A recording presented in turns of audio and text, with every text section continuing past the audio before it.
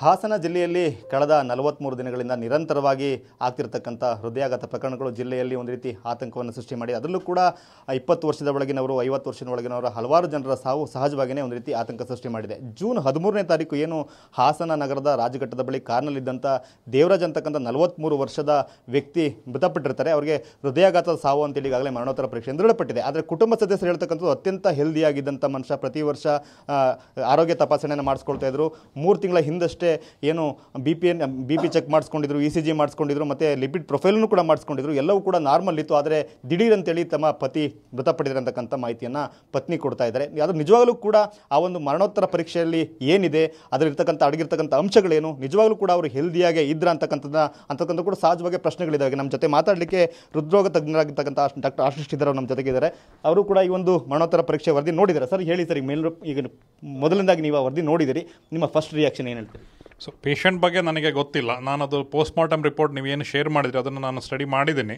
ಅದರಲ್ಲಿ ಏನಂತ ಹೇಳಿದ್ರೆ ಅಂದರೆ ಹಾರ್ಟ್ ರಿಲೇಟೆಡಲ್ಲಿ ಹಾರ್ಟ್ ದೊಡ್ಡದಾಗಿದೆ. ಅಂದರೆ ಹಾರ್ಟಿಂದು ಲೆಫ್ಟ್ ವೆಂಟ್ರಿಕಲ್ ಅಂತ ಏನೊಂದು ಚೇಂಬರ್ ಇರುತ್ತೆ ಅದು ಸಿಗ್ನಿಫಿಕೆಂಟ್ಲಿ ದೊಡ್ಡದಾಗಿದೆ. ಅಂದರೆ ಚೇಂಬರ್ ದೊಡ್ಡದಾಗಿದೆ. ಅದಲ್ಲದೆ ಹಾರ್ಟಿಂದು ಮಾಂಸಖಂಡ ಅಂದರೆ ಸ್ಟಾರ್ಟಿಂಗ್ ಭಾಗದಲ್ಲಿ ಬೇಸಲ್ ಪಾರ್ಟ್ ಅಂದರೆ ಮೇಲ್ಗಡೆ ಭಾಗದಲ್ಲಿ ದಪ್ಪ ಇದ್ದು ಕೆಳಗಡೆ ಭಾಗದಲ್ಲಿ ತುಂಬ ಥಿಂಡ್ ಇದೆ. ಮಾಂಸಖಂಡ ಅಲ್ಲಿ ಪರ್ಮನೆಂಟಾಗಿ ಡ್ಯಾಮೇಜ್ ಆಗಿ ಮಾಂಸಖಂಡದ ಬದಲಿಗೆ ಫೈಬ್ರಸ್ ಟಿಶ್ಯೂ ರಿಪ್ಲೇಸ್ ಆಗಿದೆ. ಅದಲ್ಲದೆ ಹಾರ್ಟಿಂದ ರಕ್ತನಾಳದಲ್ಲಿ ಒಂದು ಮೇಯ್ನ್ ರಕ್ತನಾಳ ಏನು ಈ ಪಾರ್ಟಿಗೆ ಸಪ್ಲೈ ಮಾಡೋಂಥ ರಕ್ತನಾಳ ಇದೆ, ಅದರಲ್ಲಿ 90% ಅಷ್ಟು ಬ್ಲಾಕೇಜ್ ಇದೆ. ಅಥೆರೋಸ್ಕ್ಲೆರೋಟಿಕ್ ಬ್ಲಾಕ್ ಅಂದರೆ ಕೊಲೆಸ್ಟ್ರಾಲ್ ತುಂಬಿಕೊಂಡು ಬ್ಲಾಕೇಜ್ ಇದೆ ಅನ್ನೋಂಥ ಇನ್ಫಾರ್ಮೇಷನ್ನು ಕೊಟ್ಟಿದ್ದಾರೆ. ಸೊ ಇದ್ರದ್ದು ಏನು ಇನ್ಫರೆನ್ಸ್ ಅಂದರೆ ಇದರಿಂದ ನಾವು ಏನು ಅಲ್ಟಿಮೇಟ್ಲಿ ನಾವು ಅದರದ್ದು ಇನ್ಫರೆನ್ಸ್ ಏನು ಡ್ರಾ ಮಾಡ್ಬೋದು ಅಂದರೆ ಈ ಪರ್ಟಿಕ್ಯುಲರ್ ವ್ಯಕ್ತಿಗೆ ಹಾರ್ಟ್ ಅಟ್ಯಾಕ್ ಆಗಿ ಸುಮಾರು ಅಟ್ಲೀಸ್ಟ್ 6 ತಿಂಗಳಿಗಿಂತ ಜಾಸ್ತಿ ಆಗಿದೆ. ಏಕೆಂದರೆ ಹಾರ್ಟಿಂದ ಮಾಂಸಖಂಡಗಳು ಕಂಪ್ಲೀಟ್ಲಿ ಥಿಂಡ್ ಔಟ್ ಆಗಿ ಸ್ಕಾರ್ ಟಿಶ್ಯೂ ಅಂತ ಹೇಳ್ತೀವಿ. ಅಂದರೆ ಹಾರ್ಟಲ್ಲಿ ಮಸಲ್ಸ್ ಏನಿದೆ ಅಲ್ಲ ಅದನ್ನು ಫೈಬ್ರಸ್ ಟಿಶ್ಯೂ ಅಥವಾ ಸ್ಕಾರ್ ಟಿಶ್ಯೂ ಆಗಿ ರಿಪ್ಲೇಸ್ ಆಗಿದೆ. ಫಾರ್ ಎಕ್ಸಾಂಪಲ್ ನಮಗೆ ಗಾಯ ಆದಾಗ ಹೇಗೆ ಅಲ್ಲಿ ನಾವು ಮಾಯ ಆಗಬೇಕಾದ್ರೆ ಸ್ಕಾರ್ ಟಿಶ್ಯೂ ಬರುತ್ತೆ, ಹಾಗೆ ಹಾರ್ಟಿಂದ ಮಸಲ್ ಫೈಬರ್ನ ಸ್ಕಾರ್ ಟಿಶ್ಯೂ ರಿಪ್ಲೇಸ್ ಮಾಡಿಬಿಟ್ಟಿದೆ.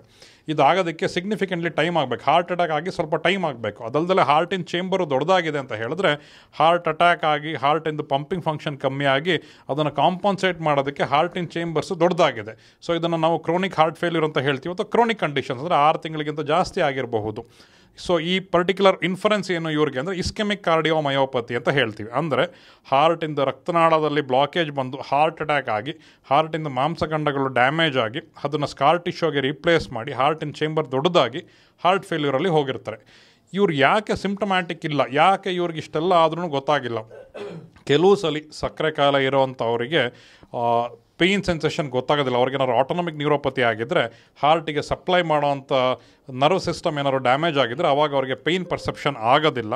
ಇನ್ನು ಕೆಲವು ಸಲ ಈ ವಯಸ್ಕರಲ್ಲಿ ಈ ಥರ ಎದೆನಲ್ಲಿ ಚೆಸ್ಟಲ್ಲಿ ಏನಾದ್ರು ಡಿಸ್ಕಂಫರ್ಟ್ ಫೀಲ್ ಆದರೆ ಅದನ್ನು ಗ್ಯಾಸ್ಟ್ರೈಟಿಸ್ ಇರ್ಬೋದು ಅಥವಾ ಬೇರೆ ಕಾರಣಗಳಿಗೆ ಅದು ಬೇರೆ ಕಾರಣದಿಂದ ಆಗಿದೆ ಅಂತ ಅದನ್ನು ಹಾಗೆ ಅದ್ರ ಬಗ್ಗೆ ಏನು ಇನ್ವೆಸ್ಟಿಗೇಷನ್ಸ್ ಮಾಡಿಸೋದಿಲ್ಲ, ಅದ್ರ ಬಗ್ಗೆ ತೋರಿಸ್ಕೊಳ್ಳೋದಿಲ್ಲ, ಗಮನ ಹರಿಸೋದಲ್ಲೇ ಹಾಗೆ ಮುಂದುವರಿತಾರೆ. ಹಾಗೆ ಮುಂದುವರೆದಾಗ ಏನಾಗುತ್ತೆ ಅವ್ರಿಗೆ ಅಕ್ಲಮೆಟೈಸ್ ಆಗಿಬಿಡುತ್ತೆ. ಅಂದರೆ ಹಾರ್ಟ್ ಕಮ್ಮಿ ಆಗಿರೋ ಪಂಪಿಂಗ್ ಫಂಕ್ಷನಲ್ಲೇ ಬಾಡಿ ಫಂಕ್ಷನಿಂಗ್ ಅಕ್ಲಮೆಟೈಸ್ ಆಗೋಗ್ಬಿಡುತ್ತೆ. ಇದು ಕ್ರಾನಿಕ್ ಹಾರ್ಟ್ ಫೇಲ್ಯೂರ್ ಕಂಡೀಷನ್ಲಿ ಕಾಂಪನ್ಸೇಟೆಡ್ ಸ್ಟೇಟ್ ಅಂತ ಹೇಳ್ತೀವಿ. ಈ ಥರ ಹಾರ್ಟಿನ ಪಂಪಿಂಗ್ ಫಂಕ್ಷನ್ ಕಮ್ಮಿ ಆದಾಗ ನಾವೇನು ಹೇಳ್ತೀವಿ, ಕೆಲವು ಸಲ ಹಾರ್ಟಿಂದ ಎಜೆಕ್ಷನ್ ಫ್ರ್ಯಾಕ್ಷನ್ ಅಂದರೆ ಹಾರ್ಟಿಂದ ಓವರಾಲ್ ಪಂಪಿಂಗ್ ಫಂಕ್ಷನ್ನು 30%ಗಿಂತ ಕಮ್ಮಿ ಇದ್ದರೆ ಮತ್ತು ಹಾರ್ಟಿನ ರಕ್ತನಾಳಗಳಲ್ಲಿ ಬ್ಲಾಕೇಜ್ ಎಲ್ಲ ಇದ್ದಾಗ ಸಡನ್ನಾಗಿ ಹಾರ್ಟಲ್ಲಿ ವೆಂಟಿಕ್ಯುಲರ್ ಟ್ಯಾಕಿಕಾರ್ಡಿಯಾ ಅಥವಾ ವೆಂಟಿಕ್ಯುಲರ್ ಫಿಬ್ರಿಲೇಷನ್ ಅಂತ ಏನು ಹೇಳ್ತೀವಿ ಆ ಥರ ಆಗುವಂಥ ಚಾನ್ಸಸ್ ಜಾಸ್ತಿ.